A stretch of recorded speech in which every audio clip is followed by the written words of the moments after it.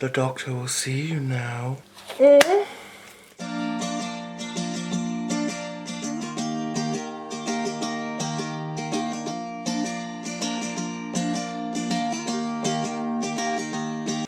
Hi guys, welcome back to my channel. So today we're going to do something really fun. You've been asking it for a while, and I know how much you guys really do love a good in-depth tour. So we're going to do a plant tour today. Oh, sorry, silly me. I mistook you for actual human contact. That's how bad things have gotten at the moment. So, today we're going to do a collection tour. Now, I know you guys have wanted it for a while, and that's fine. I'm sorry it took a while for me to do it, but I've got a lot of plants, dude. Spring has only just started, and some of them just started looking a bit nicer, so give me a break, please. Now, I'm going to use my phone for it because it's a bit easier to carry around than the DSLR. So, I'm filming intro on here, and then we will switch to my phone, and I'll plug in a mic, or maybe just voiceover. Who knows? We'll get crazy with it. So, see you soon. So, as I was saying, I am going to use my phone to do this little tour, just so it makes things a bit easier for me.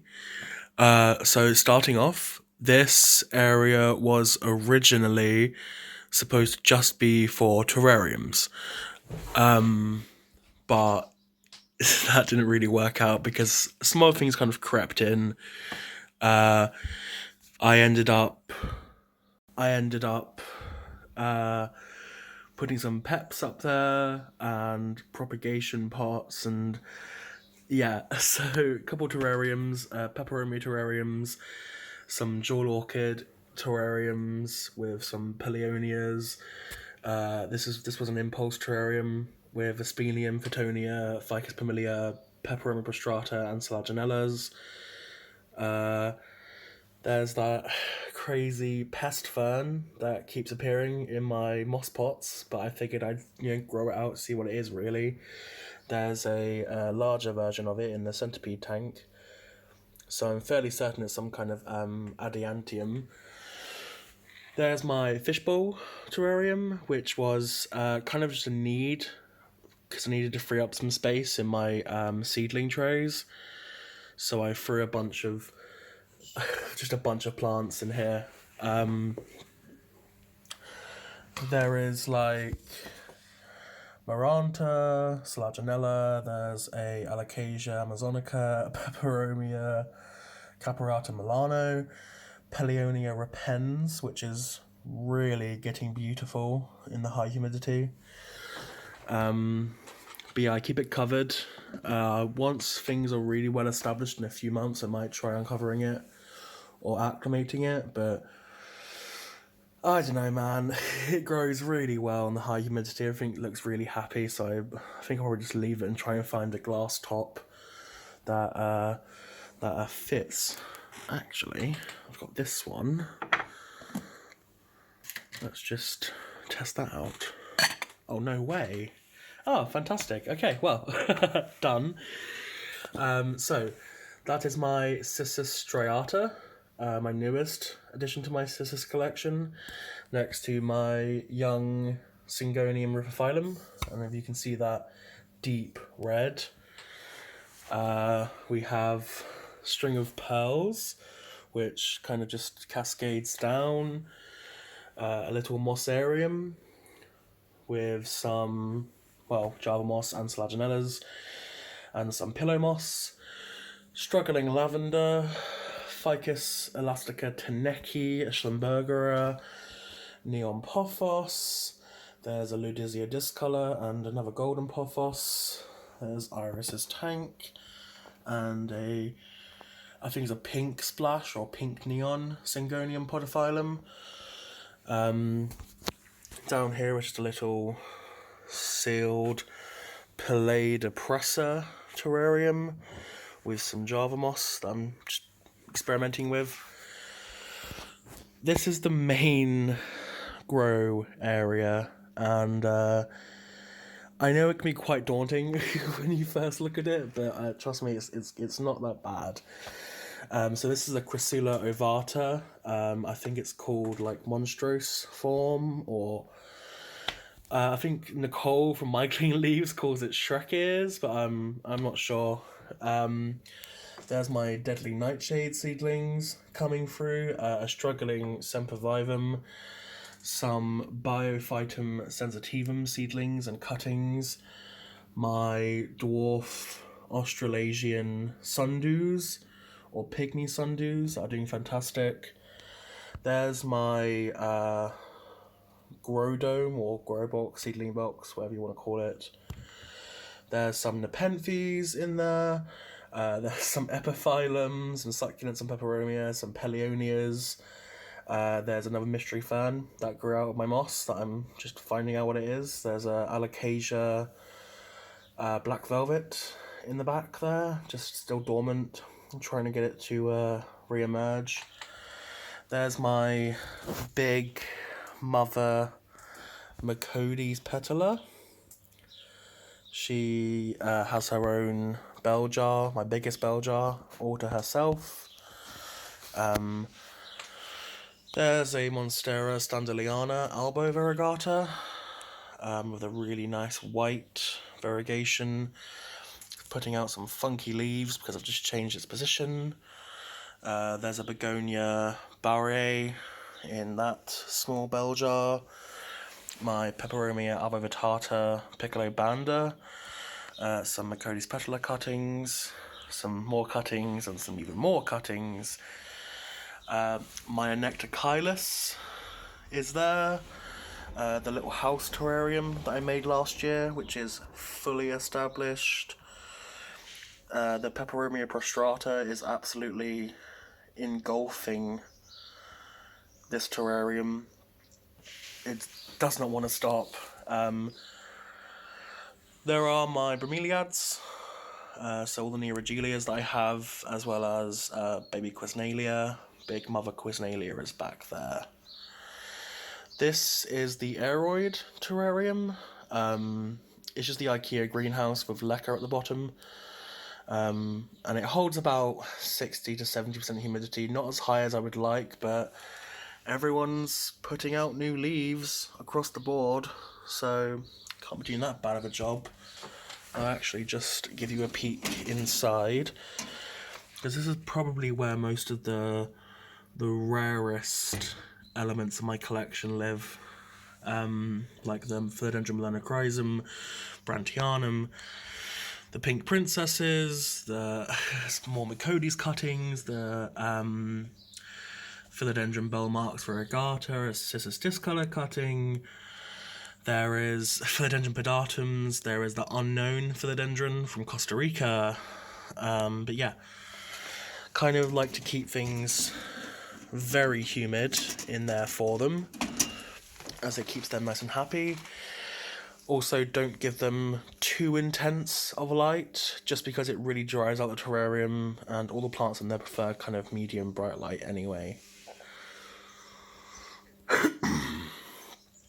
There is a Epipremnum pinnatum, Tralescantia silamontana, Dischidia ruscifolia, some more stem cuttings that are growing. My mantids are in here, and also my huntsman lives up here, my female huntsman.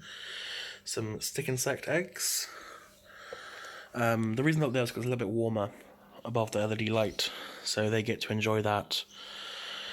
Now to the main section of the area. So up there we've got a Hoya australis just coming, cascading down. There's Monstera cuttings that are very, very lightly variegated. My cacti and succulent collection, which is really cool, and currently this little Kabutia crasiana is in bloom, so it's having a good time. There's the new Sansevieria masoniana. There's a whole bunch of different succulents and cacti living here. My big Apuntia white wizard, which is just so gangly and cool. There's Kalanchoe sexangularis. Here are some of my carnivorous plants. So here is the Nepenthes terrarium with the open front. My biophytum jar. My paddle sundew terrarium. More cuttings. I can't always afford bell jars, so sometimes it's just upside down coffee glasses and coffee jars. There's a Parthenocissus amazonica living in there. That is a big Pelea depressor. There's some Peperomia prostrata cuttings kind of growing out. I have a whole heap of euphorbias, mammillaria, Pidosirius, a whole bunch of stuff. And some Espestoas, old man cacti, which I really like. There's some lichens. My pots that I'm not using currently. That's not even nowhere near all of them, but that's most of them. The Schefflera elegantissima, my Aspidistra. Then there's the philodendron corner, so there's my pedatum, kind of really reaching for the light. This mystery philodendron, that's potentially a hybrid from Holtianum and something else, but what's really tripping people up is the red blushing underneath, because most people were saying kind of tripartitum or Holtianum, but the red blushing is really messing with some people's heads. That's my Monstera species Peru, or Kirstenianum, if you know it by its kind of trade name, as it were. Then the Urobescens, Monstera bottigiana. There's Sylvia coming to say hello. The full plant of that mystery Costa Rican philodendron. There's a little Rhaphidophora, Tetrasperma. Another small Mycans, the cockroach tank. There is Sylvia's very overgrown tank with some gigantic pothos leaves. There is my Scindapsus trubii moonlight up here. My my bug collection wall with my dried insects. Just make sure I don't really miss anything. My resurrection cissus that came back from the dead and came back with a vengeance because it just won't stop growing. Little dwarf phalaenopsis there as well. But yes, yeah, so this is one corner that I have just under grow lights with no natural light. But it seems to kind of do the job because everyone seems pretty happy.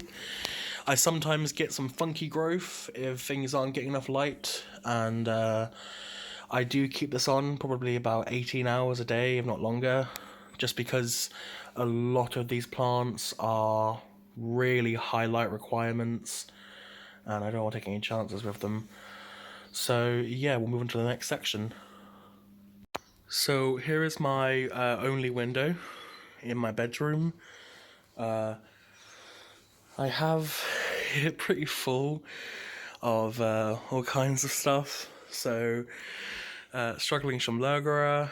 There's a vine to this very old and leggy pothos, which I've tried rejuvenating with some new cuttings up top, which are growing in, but it'll be a good season before they look really good. There's some chlorophytums. My mother plant for my pink princess is just here. She had a bit of a rough winter, which is why I took those cuttings in the humidity terrarium. I wanted to make sure that I had backups of her. There's a really long Boston fern, which is coming back after winter. This is the Tradescantia pallida, which is that really super duper purple Tradescantia. My string of hearts, which sort of just it got too long and started going to the ground. So I started kind of just resting all the vines on other vines, which is kind of fun. My variegated monstera lives just here. I've also got a previously Calafia, now Japuatia. It was Calafia mosaica, but I'm fairly certain they completely changed the names. So it's Japuatia something. I'll probably just insert it like here. Peperomia polybotria, which has gotten some really woody stems now. Little Palais peperomoides. There is a Peperomia caparata Lunar Red there. There's a Peperomia rotundifolia, a Peperomia abricolor, which gets like pink blush around the edges of the leaves, which is really cool. There's a Peperomia Hope. My Oxalis is just back there, coming back. My really old, really leggy Palais peperomoides. I got these when the hype was like really high, and I think I only paid like £3 per each baby, so I was really stoked. But yeah, 3 years later, they do get quite leggy and quite bold as they grow, but they make babies, so that should fill out some of the empty space. But I do really like them. I think they're like just really alien looking trees, essentially. More peps. Lots and lots of peperomia here. So there is a Perescifolia. I can show you this is a Peperomia Perescifolia, Peperomia obtusifolia, Peperomia orba, Peperomia quadrangularis, and a Peperomia pepper spot, which is really, again, the vines were getting so long that they were coming down to my bed, so I had to kind of tuck them all on each other to kind of help with that. But they are happy here in this northern window. They're almost always putting out little inflorescences. There's some air plants down here, some tillandsias. But yeah, that's this little area here. So we're now in the bathroom. There's a few things in here, not much. So there's a really old Epipremnum aurum neon that just keeps growing, so I've had to keep pushing it back up onto the pot. There's a little ginseng bonsai, some succulents that are elasticated, a croton, which is doing surprisingly well in here. It's got those really beautiful red leaves. My once pride and joy, Calafia or Japuatia orbifolia, which when I went away almost completely died back, leaving just these two horrific leaves. But after some time and some thorough waterings and some flushings of the soil, it put out all new growth, and is one day hopefully going to look like how it once did. I will insert a photo of it here. Here we have my Anthurium clarinervium, which is just putting out this beautiful leaf. You really can't beat the feeling of these plants. They are so thick and velvety. Hi. There's a Platycerium bifurcatum staghorn fern and a Platycerium, it's called, I think it's Apicon or Apicone. But yeah, it wasn't very happy in my room, so I moved it into here with the humidity, and these have stayed, but not all the leaves survived, unfortunately. And there's some bulbas down there that haven't come back yet. But yeah, so that's the bathroom plants. I think that's all of them. Yep. Oh, and whilst I'm out here, I figured I'd show you the outdoor plants as well. So we've got a little succulent garden growing here for spring. Some Sedum Morganianum and some kind of sedum. There is my Ficus elastica. This is the Black Prince variety. My struggling Monstera deliciosa. A struggling Ficus Audrey. And my Ficus lyrata. And the wind has broken one of the leaves, unfortunately. But yeah, I put plants out for summer to let them heal if they had a bad time in the winter. Like this Adansonii, which has just had the worst time imaginable. So that's that. So I just want to say that even though I'm not going to go into super detail about everything in here, I will be doing like specific collection tours based on families. So like peperomias, my cactus tours, my philodendrons, even my oddball plants. And I promise that you will get a more in-depth look at what I grow and what really speaks to me as a plant person. I'm quite varied in my tastes, but wouldn't have it any other way, because I like to experience the whole breadth and width of the horticultural world. So subscribe to join the Deathly Cult.